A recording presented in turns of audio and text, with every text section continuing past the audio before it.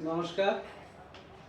Online primary school Kotalipara গোপালগঞ্জের পক্ষ থেকে সকল পঞ্চম শ্রেণীর শিক্ষার্থীদের আন্তরিক প্রীতি, শুভেচ্ছা এবং অভিনন্দন। করোনাকালীন সময়ে এই বৈশ্বিক মহামারীতে বিশ্ব আজ বিপর্যস্ত। তো আমাদের দেশে করোনা মোটামুটি একটা শিথিল অবস্থা আছে, তোমরা সবাই জানো। তারপরেও আমরা এই করোনা নিয়ে খুব আতঙ্কে আছি। যাই হোক, প্রতিদিনের মতো আমরা আজকেও তোমাদের পঞ্চম শ্রেণীর শিক্ষার্থীদের আমরা গণিত বিষয় পাঠদান কার্যক্রম শুরু করছি। তো শুরুতেই আমি আমার পরিচয় দিচ্ছি। আমি দীনেশ চন্দ্র সাহা, সহকারী শিক্ষক, ১ নং বাগানউত্তরপাড়া সরকারি প্রাথমিক বিদ্যালয়, কোটালীপাড়া, গোপালগঞ্জ। তো কেমন আছো শিক্ষার্থী বন্ধুরা? নিশ্চয়ই ভালো আছো, আশা করি সুস্থ আছো, বাসায় আছো এবং নিরাপদে আছো। যাই হোক, আমরা কথা বাড়াবো না। তো আমরা আজকে পঞ্চম শ্রেণীর গণিত বইয়ের ১০ম অধ্যায়ে বৃত্ত সম্পর্কে জানবো। তো তোমরা ইতিমধ্যেই দ্বিতীয় শ্রেণী থেকে বৃত্ত অঙ্কন এবং তৃতীয় শ্রেণীতে বৃত্তের সংজ্ঞা সম্পর্কে জেনেছো, পরেও জেনেছো। এখন পঞ্চম শ্রেণীতে আমরা বৃত্ত সম্পর্কে একটু ব্যাপক বা বিস্তারিত আলোচনা করব। তো শিক্ষার্থী বন্ধুরা, আমরা শুরুতেই এই বৃত্তের যে মৌলিক বিষয়গুলো আছে সেই মৌলিক বিষয়গুলো নিয়ে আমরা আজকে এই ক্লাস শুরু করব। তো যাই হোক, সকল শিক্ষার্থী বন্ধুরা তোমরা যার যার খাতা কলম নিয়ে বসে পড়ো এবং গণিত বইয়ের ১০৯ পৃষ্ঠা বের করো। দেখো, সেখানে বৃত্ত সম্পর্কে ধারণা দেওয়া আছে। আমরা সেখান থেকে আজকে তোমাদের এই শ্রেণী পাঠদান কার্যক্রম শুরু করছি। তো শুরুতেই আমার বৃত্ত সম্পর্কে যদি জানতে হয়, তাহলে আগে বৃত্ত কাকে বলে সেটা জানতে হবে। তোমরা কি জানো? আচ্ছা, তো যাই হোক, বৃত্ত কাকে বলে এইটা আমাকে আগে জানতে হবে। তো বৃত্ত হচ্ছে একটি আবদ্ধ বক্ররেখা। বৃত্ত হচ্ছে কি? বৃত্ত হচ্ছে একটি আবদ্ধ বক্ররেখা যা সকল বিন্দু একটি নির্দিষ্ট বিন্দু হতে সমান দূরে অবস্থিত। যা সকল বিন্দু একটি নির্দিষ্ট বিন্দু হতে সমান দূরে অবস্থিত। তো শিক্ষার্থী বন্ধুরা, আমরা এখন বৃত্তের সংজ্ঞাটা লিখে ফেলাই। সবাই খাতা কলম নাও, লিখি। বৃত্ত হচ্ছে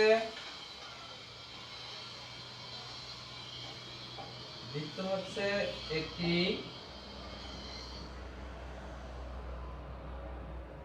আবদ্ধ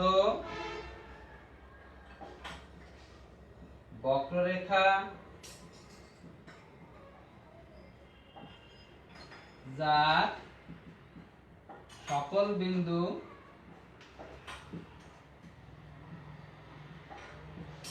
একটি নির্দিষ্ট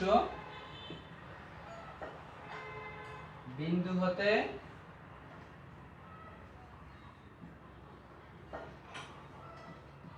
সমান দূরে অবস্থিত।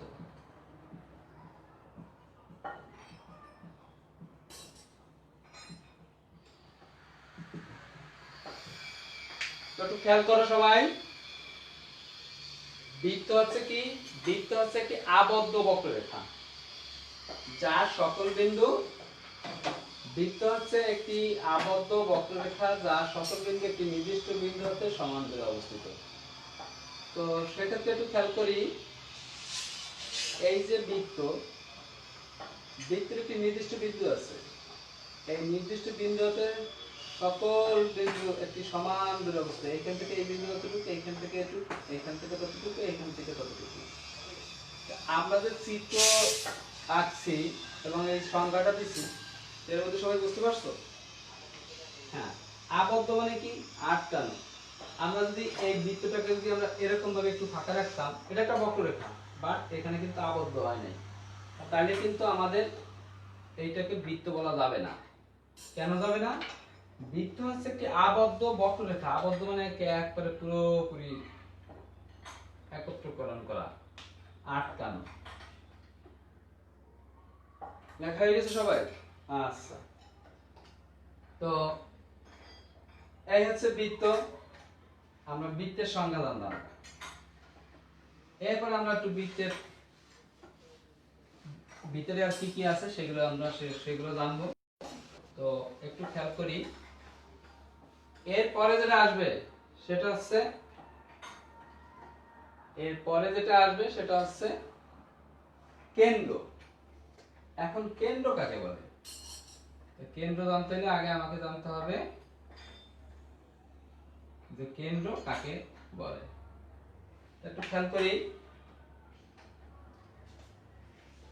কেন্দ্র হচ্ছে বৃত্তের অভ্যন্তরে এমন একটি বিন্দু যা থেকে উপরের সকল বিন্দুর দূরত্ব সমান। কেন্দ্র হচ্ছে একটি বৃত্তের অভ্যন্তরে একটি বিন্দু যা থেকে উপরের সকল শ্রেণীর দূরত্ব সমান। অথবা আমরা কেন্দ্রের সংখ্যা এরকম ভাবে লিখতে পারি, কেন্দ্র যে বিন্দুকে কেন্দ্র করে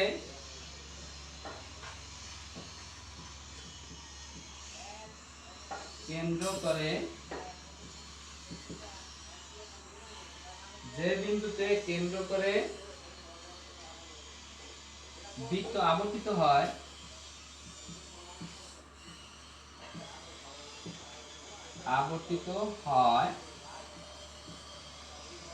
তাকে বৃত্তের কেন্দ্র বলে।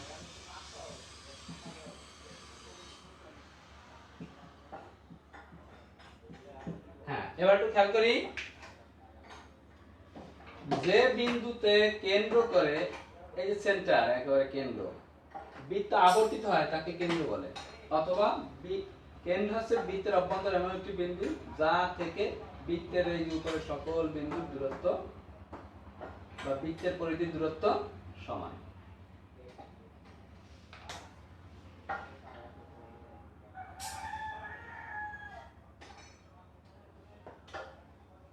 এই হচ্ছে কেন্দ্র, আর এই হচ্ছে কেন্দ্র। আমরা কি দিলাম? ক দ্বারা সূচিত করলাম।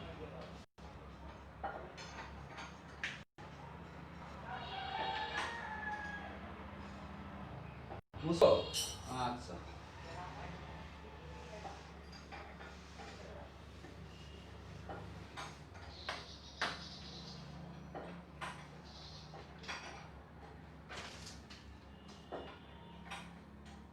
এবার হচ্ছে বৃত্তের পরিধি।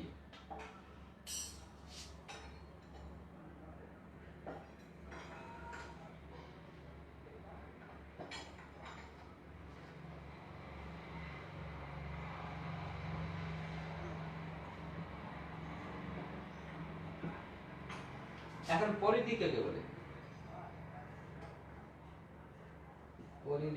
বলে? বৃত্তের দুই প্রান্তে বৃত্তের দৈর্ঘ্য হচ্ছে বৃত্তের পরিধি। বৃত্তের দৈর্ঘ্য হচ্ছে বৃত্তের পরিধি।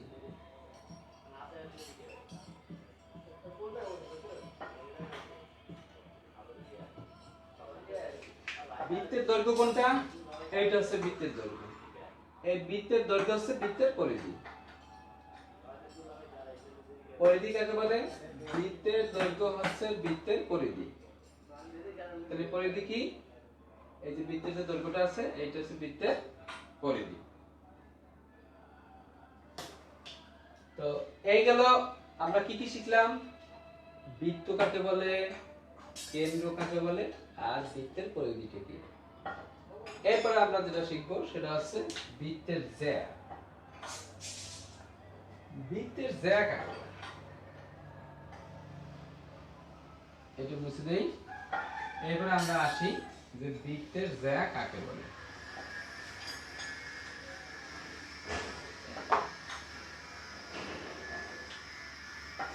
এই আবার বৃত্ত আঁকলাম,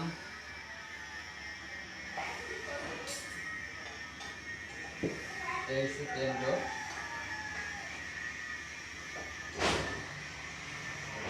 এখন আমরা এই বৃত্তের দুই প্রান্তের সংযোগ রেখা আঁকি।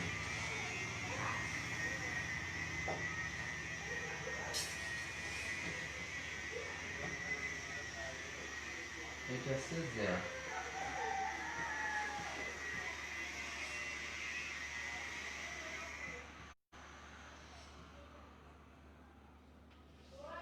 এটা হচ্ছে কি জ্যা। তা চিত্রে গ ঘ বৃত্তের জ্যা। এখন জ্যার সংজ্ঞাটা আমরা লিখি। জ্যা কাকে বলে, বৃত্তের যে কোনো দুই প্রান্তের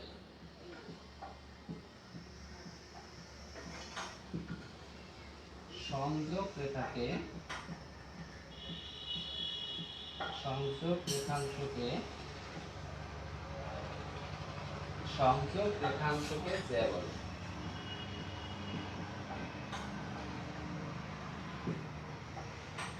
বৃত্তের যে কোনো দুই প্রান্তের সংযোগ রেখাংশকে জ্যা বলে। এখন এইটা যেমন বৃত্তের জ্যা, আমি যদি আবার এরকম একটা টান দিতাম, দুই প্রান্তে সংযোগ করে দিছি, সেক্ষেত্রে এটা কি হইতো, বৃত্তের জ্যা হতো। যে কোনো দুই প্রান্তের সংযোগ রেখা বৃত্তের হচ্ছে জ্যা। সেটা যে কোনো ভাবেই হতে পারে, এরকমই যে হতে হবে এমন কোনো কথা নেই। তো যে কোনো ভাবেই এটা হতে পারে বৃত্তের জ্যা। এরপরে আমরা আসি বৃত্তের ব্যাস। বৃত্তের ব্যাস কাকে বলে,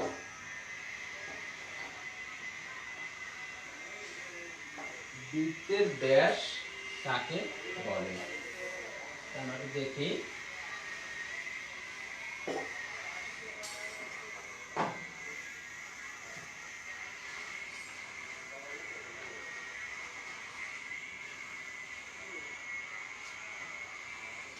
আমরা আবার একটা বৃত্ত আঁকবো।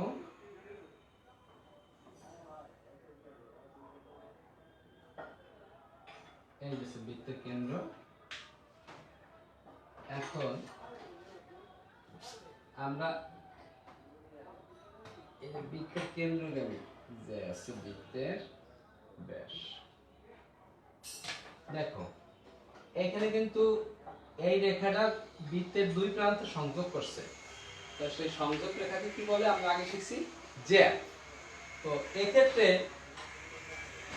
কেন্দ্র দিয়ে যে রেখাটা সংযোগ করবে সেটা হচ্ছে বৃত্তের ব্যাস।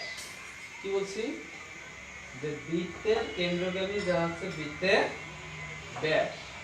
তো আমরা মনে করো এটাকে স এবং স, তাহলে কি হলো কতটা, যে স স হচ্ছে বৃত্তের ব্যাস। তাহলে কি হচ্ছে কতটা, স স হচ্ছে বৃত্তের ব্যাস। তো চিত্রে আমরা কি লিখবো, স স বৃত্তের ব্যাস। আমি ব্যাসের সংজ্ঞাটা লিখে বলো সবাই। বৃত্তের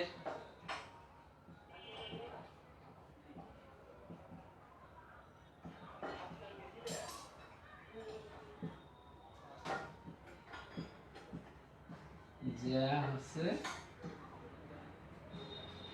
বৃত্তের ব্যাস।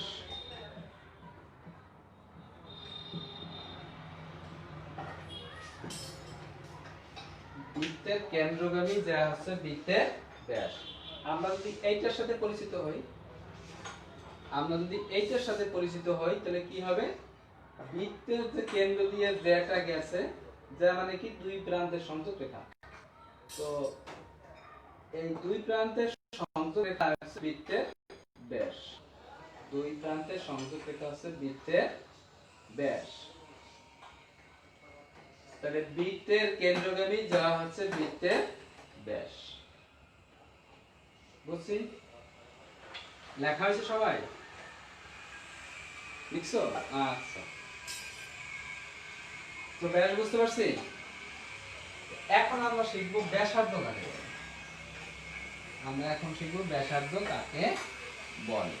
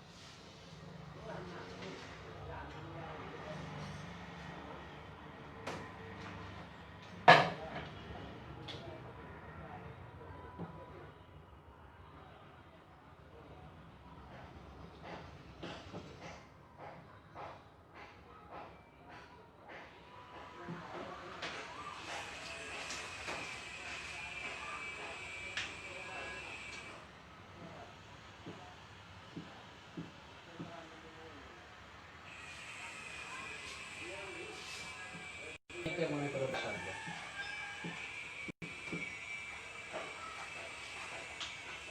তাহলে চিত্রে ক জ বৃত্তের ব্যাসার্ধ। তাহলে এখন আমরা ব্যাসার্ধ সংজ্ঞাটা লিখি।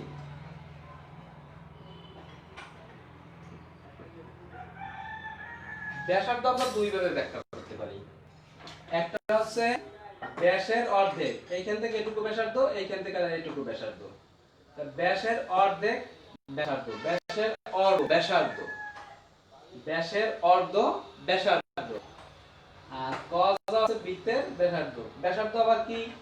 বৃত্তের কেন্দ্র থেকে পরিধির দূরত্ব। বৃত্তের কেন্দ্র থেকে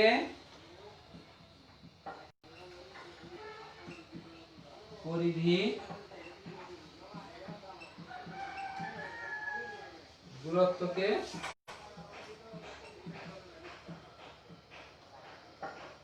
দূরত্ব হচ্ছে বৃত্তের ব্যাসার্ধ।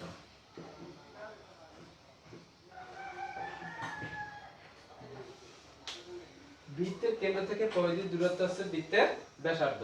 আর যদি আমরা বলি যে ব্যাস যা তার অর্ধেক হচ্ছে ব্যাসার্ধ, এবং ব্যাসার্ধ যা তার দ্বিগুণ হচ্ছে ব্যাস, আমরা এভাবে বলবো। তো ব্যাসার্ধ কি? বৃত্তের কেন্দ্র থেকে পরিধির দূরত্ব হচ্ছে বৃত্তের ব্যাসার্ধ।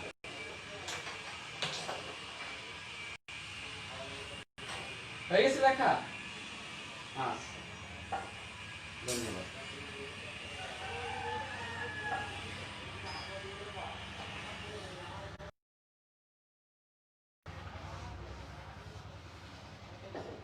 এখন আমরা শিখব বৃত্তচাপ কাকে বলে। বৃত্তচাপ কাকে বলে? এখন দেখি আমরা বৃত্তচাপটা। এই হচ্ছে বৃত্ত। তো মনে করো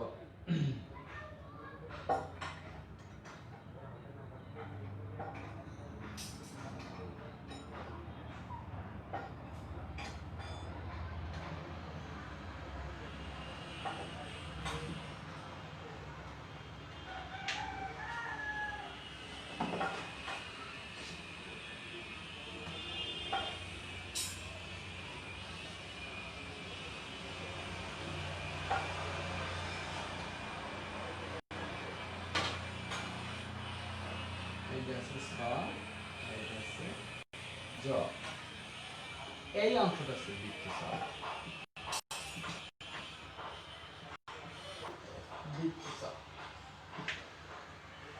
এখন আমাদের যে কাজটা আছে বৃত্তচাপ কাকে বলে? বৃত্তচাপ কাকে বলে?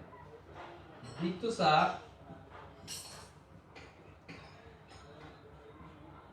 পরিধির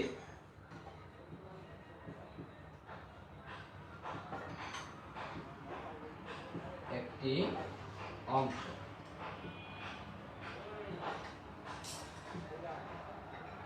বৃত্তের পরিধির উপর যে কোনো বৃত্তের পরিধির উপর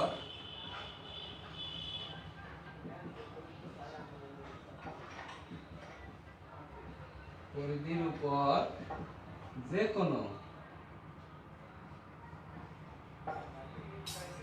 কোনো দুইটি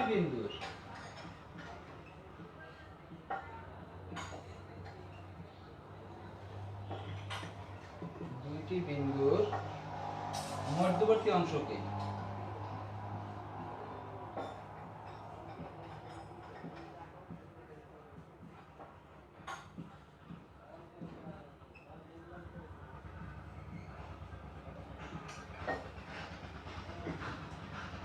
বৃত্তচাপ বলে। এখন একটু খেয়াল করি, বৃত্তচাপ পরিধির একটি অংশ, এই যে টোটাল পরিধি তার একটা অংশ মনে করে এটি বৃত্তচাপ। বৃত্তের পরিধির উপর যে কোনো দুইটি বিন্দুর মধ্যবর্তী অংশকে বৃত্তচাপ বলে। তাহলে এইখানে যে পরিধি, এই ছ এবং জ এর যে মধ্যবর্তী অংশটুকু, এই যে মধ্যবর্তী অংশটুকু এটা একটা বৃত্তচাপ। আবার এইখান থেকে এটুকু কিন্তু একটা বৃত্তচাপ। অর্থাৎ আমরা এভাবে বলতে পারি যে দ্বারা বিভক্ত বৃত্তের প্রত্যেকটি অংশ কিন্তু একটা বৃত্তচাপ। আবার আমরা এভাবে বলতে পারি যে বৃত্তচাপ পরিধির একটি অংশ। এই যে বৃত্তের দৈর্ঘ্য হচ্ছে বৃত্তের পরিধি, এই যে পরিধির একটা অংশ হচ্ছে বৃত্তচাপ। অর্থাৎ কিনা বৃত্তের পরিধির উপর যে কোনো দুইটি বিন্দুর মধ্যবর্তী অংশকে বৃত্তচাপ বলে। এই বৃত্তের যে পরিধি আছে, এই যে দুইটি বিন্দুর যে মধ্যবর্তী অংশটুকু, এই যে অংশটুকু, এই অংশটুকু হচ্ছে বৃত্তচাপ। তো শিক্ষার্থী বন্ধুরা, তো মনে করো আমরা আজকে এই বৃত্ত কাকে বলে, বৃত্তের যে মৌলিক বিষয়টা, মূল যে বিষয়টা, সেটা আমরা শিখলাম এত সময়। তাহলে আমরা কি কি শিখলাম? বৃত্ত কাকে বলে, বৃত্ত অঙ্কন করা শিখছি। এবারে বৃত্তের কেন্দ্র কাকে বলে, বৃত্তের পরিধি কাকে বলে, বৃত্তের জ্যা কাকে বলে, বৃত্তের ব্যাস কাকে বলে, বৃত্তের ব্যাসার্ধ কাকে বলে, আর হচ্ছে বৃত্তচাপ কাকে বলে। এই যে বিষয়গুলো আমরা শিখলাম, যে বৃত্ত, বৃত্তের কেন্দ্র, বৃত্তের পরিধি, বৃত্তের জ্যা, বৃত্তের ব্যাস, বৃত্তের ব্যাসার্ধ আর বৃত্তচাপ, এটা হচ্ছে মূল বিষয়।